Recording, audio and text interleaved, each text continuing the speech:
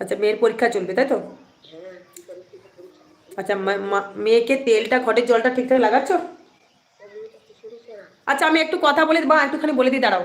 আমি তোমাদেরকে একটা কথা বলে দিই, তোমরা দেখেছো কবে এসেছিলে মা? হ্যাঁ, মঙ্গলবার তোমাদেরকে বলেছিলাম। দাঁড়াও, এখানে কি আছে? রুনু বেহালা চৌরাস্তা, রুনু মা ওনার মেয়ের জন্য ভাগবানা করেছেন পিরিয়ডের শোনো, আমি তোমাদেরকে একটু বলে দিই, এনি হলেন রুনু মা, বেহালা চৌরাস্তা, ঠিক আছে তো মা? এনার মেয়ের পিরিয়ডের সমস্যা, এখানে মায়ের মন্দিরে এসে আমি ঝাড়ফুঁক করে পেটের মধ্যে সমস্যা ইয়ে করে দিয়েছিলাম মা, বলে দিয়েছিলাম না? ঝাড়ফুঁক করে দিলাম, তারপরে ঘরে গিয়ে ওনার পিরিয়ডের সমস্যা, পিরিয়ড খুলে গেছে আর সেই দিনই। আর এনার টেলারের দোকানের সমস্যা ছিল, এখন সবে ওষুধ দিয়েছে। কদিন হয়েছে এটা? এই আসা এখানে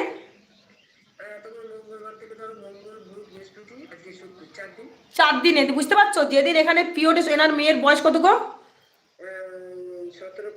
17+। বুঝতে পারছো, আমি নিজেই গ্যারান্টি নিয়েছিলাম। তোমরা দেখবে সেই মেয়েটা বললো রেল চড়বো, ট্রেন চড়বো করছিল। তোমরা দেখেছো তো, আমি লাইভ করছি গো মা এখন।